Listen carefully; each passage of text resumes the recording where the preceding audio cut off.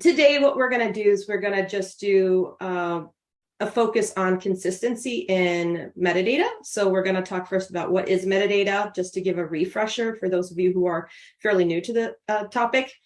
And then we're going to talk about some common metadata problems. We're going to talk about IPTC fields and then names and numbers. And we do have a template for you that you'll get at the end, and then you can use that for next week as well. And then we'll do a quick recap. And then next week, what we're going to do is talk about locations and languages. And then we're going to talk about facial recognition and AI to identify people, sources, and places. And then we're going to talk about using maps to trace migration routes for those of you who have that issue in your family history. And then we're going to do more extended Q&A next week as well. So it's going to be a lot of fun information, and hopefully you'll all love it. All right, so let's just quickly jump in and let's talk about what is metadata. And this is going to be familiar to many of those of you who are in my classes, but in case anybody's new, I just want to go over a few basic points. And you might recognize this photo. I presented this photo at our last workshop as well. This is a photo that I actually have in my archive, and it's driving me nuts. I don't know who this person is, and I cannot figure it out. And so, this is why we need metadata, is because when we don't put the information along with the photo, the stories get lost, and we don't want that. And we want to try and eliminate that scenario as much as possible. And, it's easy to sit here now and say, well, this is kind of obvious. In 50 years or 100 years, this stuff is not obvious. And even though we don't know what the future is going to hold, like, we can try our best, right, to pass down the stories and the information that we know.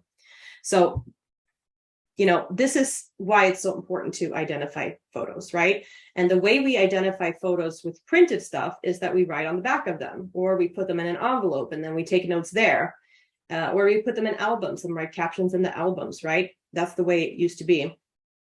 For digital photos, it's always been more complicated. And in digital photo organizing, we have to use the metadata fields to enter that information into the file. And that's what's called embedding. Embedding the information means packing it into the file. And you need to do that correctly, because if it's not done correctly, then you're going to have that separation, and we want to avoid that. So metadata is really that information that's embedded in your digital photos. And it tells the story of the file itself and of what's depicted in the photo, right? So some of the more technical metadata is the stuff like, the camera settings, and the story metadata is what we have to put in, because the camera doesn't know why we are someplace or who's in the photo. That's the stuff that we have to put in ourselves. So in this workshop, we're going to focus on IPTC metadata only, which is basically the story metadata. Okay, we're not going to talk about EXIF or anything like that, and we're not necessarily going to jump into all the standards and formats and all of that. It's not going to be that technical. It's going to be more of how do we create the consistency that we need. Okay, so just understand that we're talking only about IPTC metadata in this workshop. And the thing with metadata is that depending on the program or the service that you use, it may or may not embed into your photos. So if you're doing it just on your Mac and your operating system, that's not going into your photo. That stuff stays in the system, for example, right? So we need to use a good program that can actually put the information into the photo the right way. Okay. And then we also have to make sure that it stays there, because metadata can easily get stripped or get modified by accident, especially when we move photos around. And sometimes what makes it even worse is that it doesn't sync right between the different standards. Very few programs and services adhere to industry standards around metadata, and that's where some of those issues come into play. And so that's why this is so difficult, is because it's like it takes a long time to learn. It's heavy to learn. And on top of that, sometimes things don't apply to what you learn. And so it's like a constant skill. It's a constant thing that you have to keep up on. And believe me, both me and Amy knows, and everybody else who's a pro here, this is like a pain to keep up with. It really is. It's very difficult to learn and get your head around to begin with. So my hope is that I can break it down a little bit easier for you and kind of give you a good starting point here. But yeah, just know that, it keeps changing and you got to stay updated on it. But we want to do it. It's worth taking the time to learn, right? Because we want to maintain all of the information that we have. And we want the stories to stay with our photos when they're passed down. You can pass down this information in other ways, right? Those of you who were at our People Index workshop saw sort of an easier way to do that with a template. You can also do visual captions and things like that, but it is a little bit more labor intensive. And, the right way is just to put the metadata in the way it's supposed to be in, the way it's meant to be put in. So we kind of recommend that you learn to do that. And then, if you can do other ways as well, that's really good too. So hopefully that gives you sort of a good overview of why this is important. Let's talk quickly also about the most common problems. And again, those of you who were at our last workshop will recognize some of these issues. These are actual emails that I've gotten from people and I've gotten permission to use. So just want to highlight a few things that people ask us a lot. The most common problem that we hear is, which name do I use? So a person wrote this to us: which name should I use in my archive for the ladies? Maiden and married names? This feels so confusing and I don't want to do this multiple times because I'm messed up. Should I do Clark Vanita or Thompson Vanita, or do I select them both for each photo? And what about me? I've been married 2 times as well, so I might need to add those names too, right? Help, big caps. And, it's not an easy answer to give, hence this workshop. But this is a very, very common question that we get. The other thing that we hear a lot is, how do I best assign keywords? So here's another one. My dad was known by several different names depending on who knew him. How do I best assign keywords?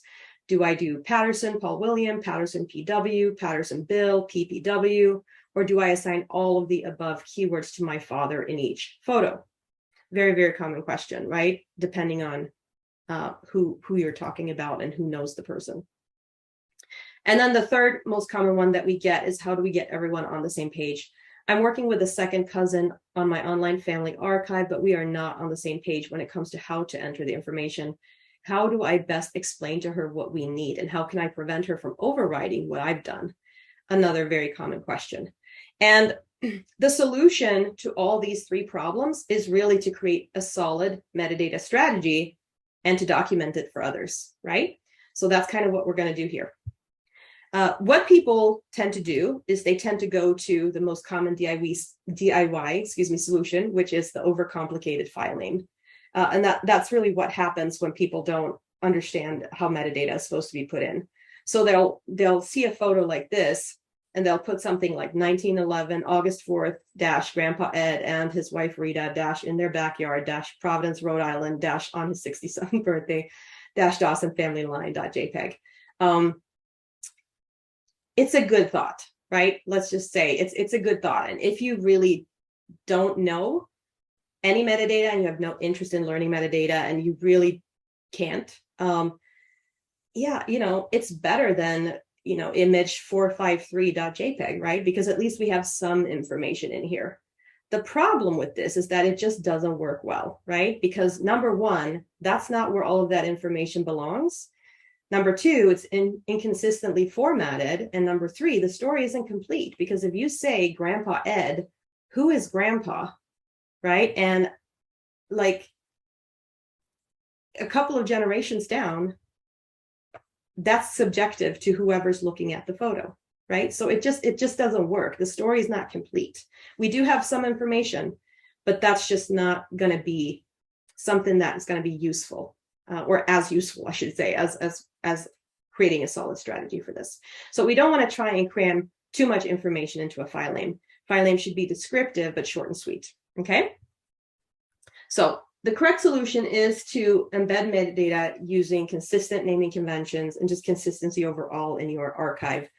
So what you want to do is you want to create rules around how you're going to name people and places, and then you want to document that for others, okay? So some common scenarios to consider when creating this strategy is going to be married versus maiden names, multiple married or added names, first names versus all given names versus names that people are addressed by, nicknames, stage names and aliases, titles, ranks, and numbers, generational names, locations, and language barriers. So we're actually going to go over all of these things, not necessarily today, but in this workshop. So in order to create consistency in your project, you have to be clear about why you're adding metadata and your preferences on how to best do it. You have to document and communicate that to others to get everybody on the same page, especially if they're going to be adding to your archive or maintaining it in the future. So we are going to create in this workshop some formatting guidelines for you so that you can do this more easily and have it documented. Okay, so at the very end, I'm going to give you a simple template that you can use to fill all this stuff out and think about it. So any questions, Amy, at all that you see before I can move on? No, we're good. Okay, thank you. Okay, so let's talk about some of the recommended IPTC metadata fields that we often teach. The first thing is you have to get to know your photo management program, because in order to enter metadata consistently and in the correct way, we have to understand if it can or cannot do something, right? Some programs can do more than others, and it makes a difference if you're having an online solution versus a desktop program and things like that. So you really need to know what your program can do and how to do it correctly. So getting to know your program is never a waste of time. It's always a good time to, time commitment to put in that effort and actually understand what your program can and cannot do. And I put a great example for that is to templates for batching metadata, right? So most pro software solutions, the ones that we use as professionals, they have the ability to create a template with filling out all those fields that you want to use. And then you can use those templates to batch work with your photos and, apply that information to multiple photos at a time. We call that batching. And ideally, we just want to do that as much as possible, because when you have hundreds of thousands of files, you can't do one by one. It just doesn't work. It's too much. And so what you want to do is spend some time to create templates and customize the fields that are unique to each photo only, right? So what you do is when you create your template, you fill out all of the information that's the same for all the photos, like copyright is a good one, if it's copyrighted or not, things like that, right? Then your name, your contact information, then that way you can apply all that stuff quicker to all of the photos at once. And then if you need to change it on a few, that's okay. But at least you don't have to type everything in over and over again for each photo that you have, right? So the way pro photo organizers do this is that we create these templates, we apply the most information to as many photos as possible, and then we customize the smaller details in each photo that we need to. Hopefully that makes sense. And you can really simplify your field usage because there are a ton of metadata fields and you don't need to fill out all of them. For people who work professionally as photographers for news agencies or in commercial photography, when they have models and model release forms and all kinds of stuff like that, a lot of those fields are meant for that stuff. And that's when that stuff becomes important. But for the story of the photo, we don't need to fill out all of them. So you want to focus on the ones that are more important for you, meaning the ones that communicate the story. So if you think about answering the questions, who, what, when, where, and why, those types of fields are really the most important for you, right? So I always recommend using date created, headline or title where available, the caption description field, location fields, keywords, creator, and copyright. And, those are just the ones that I feel tell the story really nicely in a coherent way. Can you do more? Yeah, you can. There are a couple more that you can add, but these are, like, to me, at least the most important ones. And then, there are official guidelines. And if you want to drop the IPTC link down there, I have that, the full link as well in our notes. IPTC.org is a great place for you if you want to learn more about all of these different fields and, why they're good and what to use them for. We're going to cover a couple here, the most common ones that I recommend. But since there's a lot, you might want to look up some of the other ones too eventually. So to answer the question when, we want to use IPTC date created. And This is what the IPTC official guideline says. This designates the date and optionally the time the content of the image was created rather than the date of creation of the digital representation. So enter the date the image was taken. So the translation of that is that that field right there is meant to show when the event took place, the event that's pictured in the photo, not the date that the photo was digitized. That could be a different date, okay? And what you also want to know is that that field is different than the EXIF date field, right? Which a lot of photo organizing programs actually look at when they're sorting photos. So, not everybody fills out this field, but I actually feel like this is an important field to complete the story of the photo, right? So I always fill that one out, and I have it be the same as all of the EXIF dates as well. And then to answer the who, what, where in short form, we can use the headline field, right? And the official guideline for that is to enter a brief, publishable synopsis or summary of the contents of the image. So again, that's meant to give you a quick overview of what's happening in the photo. I always think of it as a newspaper headline, because if you see a headline in a paper and there's a photo, like that's a good way to think of it. And again, I want to point out that that is actually a different field than the title field. The title field is meant for references. The problem with this is that a lot of software programs actually confuse these two fields in the language that they use. Some of them call them title, some of them call them headline. So that's why, in my opinion, you might as well fill out both of those fields if you see them the same way, and that way there's less confusion. Some people like to have the file name in the title field. I prefer to just keep it the same headline in both the headline and title field, so that they look the same. I find that that's less confusing. So that's technically what I teach, but they are two different fields actually. Now, depending on what software you use, you might only see one field. So you'll have to check in your program what you're seeing. And then the long form of this, to answer the questions who, what, where, and maybe even why I could put there, is the IPTC caption field.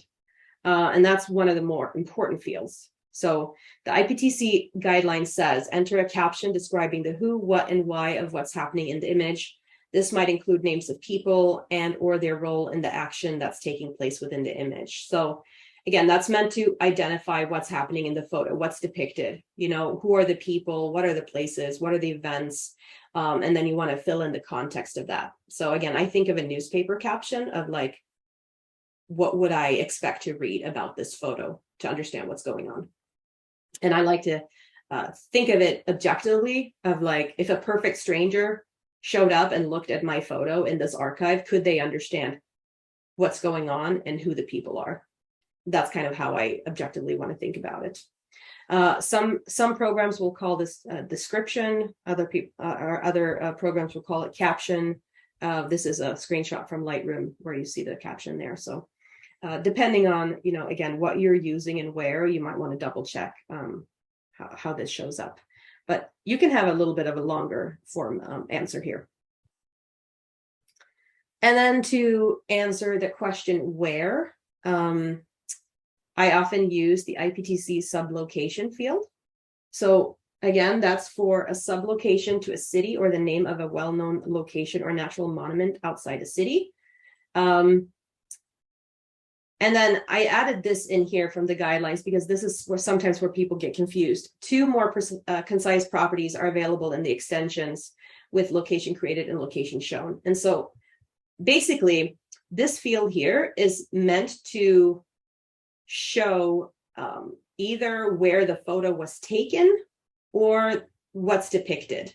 The tricky thing is that sometimes that's not the same thing, right? So this is where you have to be very consistent and think about, well, what am I choosing here? Because most people will say, well, of course, it's what's shown in the photo. Is it? We don't necessarily know that, because is that really where the photo was taken? So let's say that I stand in the US. Right across the border is Canada. And I'm taking the photo of Canada, but I'm standing in the US. Where was the photo taken and what's being shown, right? So which location are you actually going to put in? So this is just a great example of how you have to figure out yourself how you are going to treat these things that show up in your family archive. I tend to put whatever is shown in the image because to me that makes the most sense, but we have to realize that that's not always where the photo was taken. Okay. And that's when these extension fields come in. So there's a core, basically, group of metadata fields, and there's an extension group of metadata fields. And then the extension, which is available again to most good programs, you're going to have two varieties there. You're going to have location created and location shown. And that's where you can, if you come across that scenario, then put in those different pieces of information. So in location created, I might say US, and in location shown, I might say Canada. I hope that makes sense. But again, this is slightly ambiguous, which is why you have to be so consistent in the way you're putting things in. Okay, moving on to the other location fields that answers the question where, the city, state, country, region, and ISO fields. So those are pretty self-explanatory. I put them here, but city, I suppose you can consider that village as well. I usually just put the most major city, if that makes sense. State as well, or some people will put a province if there's no state. So that's also where you can specify how you're going to handle that. Country or region is usually pretty straightforward, but there are scenarios that could come up. And I put a pretty far-fetched one here just to illustrate what I mean. So let's say that I am an archaeologist, right? And I'm out somewhere in Iraq and I'm digging around and I find a beautiful vase from Mesopotamian era. I can't necessarily put Iraq in the country because that wouldn't be quite accurate, right? Because then you're losing the connection to that culture. So then you would want to put Mesopotamia as the region instead. Because again, ancient Mesopotamia was more than Iraq. It was also parts of, Kuwait, Syria, and other parts of that place, Iran. So what you have to do is be very specific with, depending on your situation, how are you going to treat these? Are you going to put in a state or a province here? Or are you going to leave that field blank because it's not a state, it is a province? You know what I mean? Like, are you actually going to exchange or are you going to leave it blank? And what I tend to do is, again, put in countries unless there is some sort of region that doesn't exist maybe, or something specific that I want to highlight, but that would be in my guidelines. And then for the ISO country code, some people get confused by this and they think it's like the country codes with phone number type stuff, where it's like, 1 for US and 44 for the UK and 46 for Sweden and so on. That's not what this is. ISO is the International Standards Organization, right? And they actually have a guideline to what the correct country code is.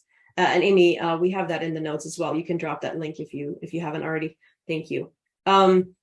So what I tend to do is, or the way I tend to explain it is, I tell people to think of license plates of, like, if you've been driving around in Europe, you'll see the different countries on the license plates to signify where somebody's from. Usually, they tend to align more with this. They're not always exactly the same, but that's kind of how I think of it. Just don't want people to confuse it with phone codes or anything like that. So yeah, we'll have the link for you for those country codes. So that's how I tend to fill out all these location fields, is like the sublocation is the exact name of the place, and then the city, state, or province, country or region, and then the code. Hopefully that makes sense. Okay, and then I tend to also use who, which is an additional field, but it's not who is in the image, it's who is the owner of the image or who created the image, right? There's two things, there's creator and copyright. And so the first reason why I fill this out is because I want people to know that I created the image, if I in fact did. And so the IPTC guideline says, this contains the name of the person who created the contents of this item, a photographer for photos, a graphic artist for graphics, a writer for textual news, and so on, right? But in cases where a photographer should not be identified, the name of company or organization may be appropriate. And so it's usually just your name or the name of the person who took the photo, right? But just know that that might be different from who holds the copyright. So let's say I go work as a photographer for a giant corporation. In my contract, there's likely a clause that says, I don't own that photo. They own that photo because it was a work for hire. And if that's the case, they own the copyright, but I'm the creator, right? And one of the reasons why I actually fill creator out, and I actually tend to fill out a lot of these fields just by having it in my template. So I don't have to type it again and again. It's because if I do share photos somewhere, like a great place is Ancestry, or if I send it to somebody else, then we know where the photo originated from.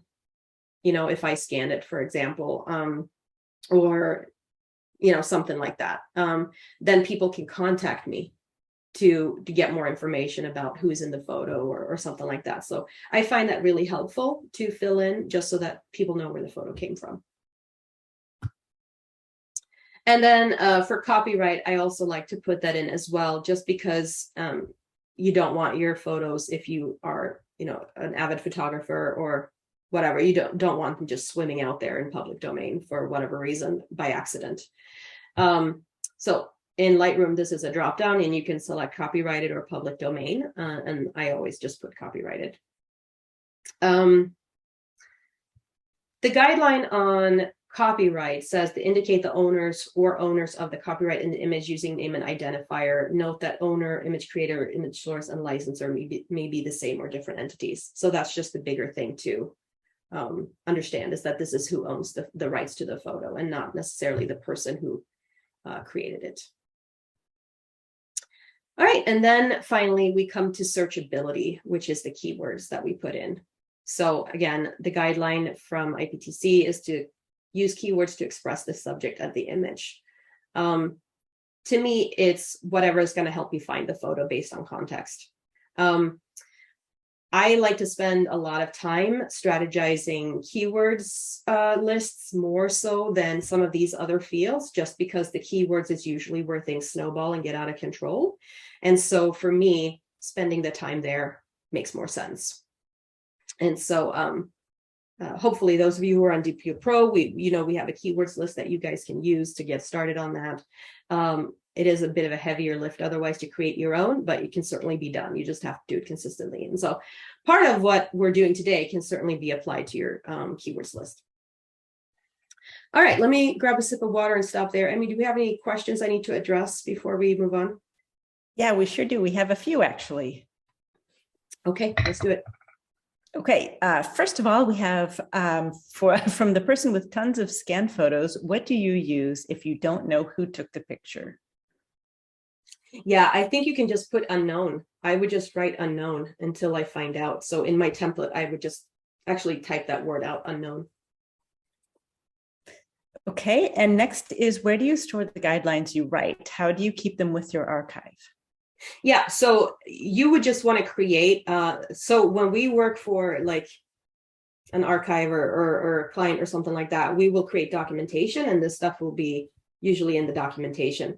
The template you're going to get today can serve as your documentation. You just have to kind of fill out what your choices are, and then you can download that as a PDF and put it with your archive. But ideally, yeah, you just want to, however you want to write it down, like with our template, just in your own Word document, whatever it is, you just have to include that alongside inside with your photo archive, really, just to make sure that people understand why you made those decisions and why. And this is why I love those solutions that have the ability to store, not only photos, but also like PDFs and Word documents and like all different file types. That's why I love those more, because if you can't upload a PDF, then that's kind of a tricky thing to include it with your archive. You know what I mean?